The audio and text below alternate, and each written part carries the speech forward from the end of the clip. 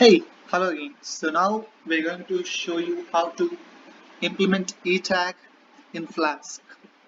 So this is the basic file.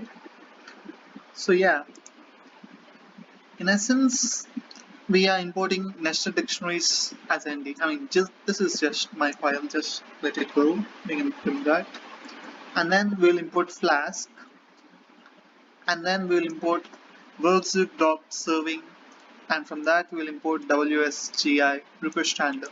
You see, the etag is supported only in version 1.1, I mean after 1.1, and Flask defaults to 1.0 HTTP. So we need to change it to HTTP protocol 1.1 like this. Okay, this is very important. And then this is the basic Flask application, app-flask.flask, app.config. This is just, again, it's an OK file. We can just remove that. And then we have a simple root, which is an etag /etag. Method is get.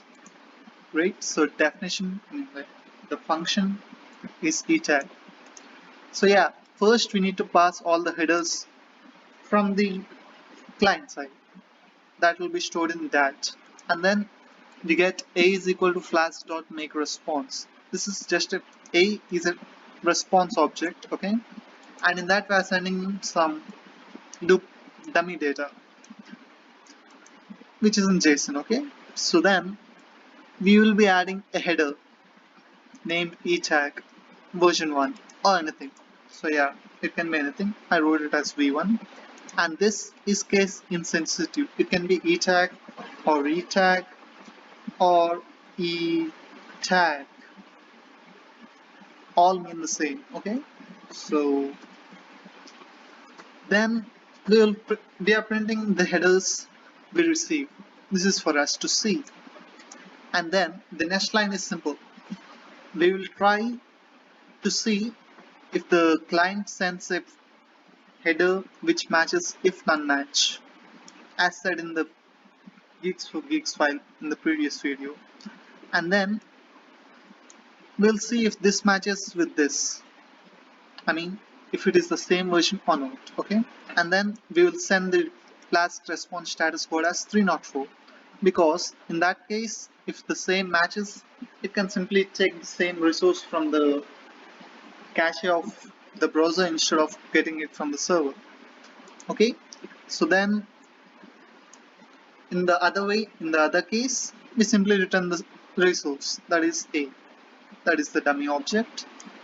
So yeah, and then we are running it on all hosts, like yeah, it's just localhost anyway. So yeah, we'll run it and run.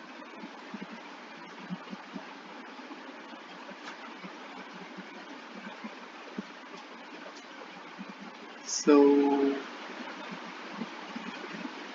okay, so that doesn't work. We need to do this. cd python etag.flask.py. Great. So right, you can see this in the next video, I guess.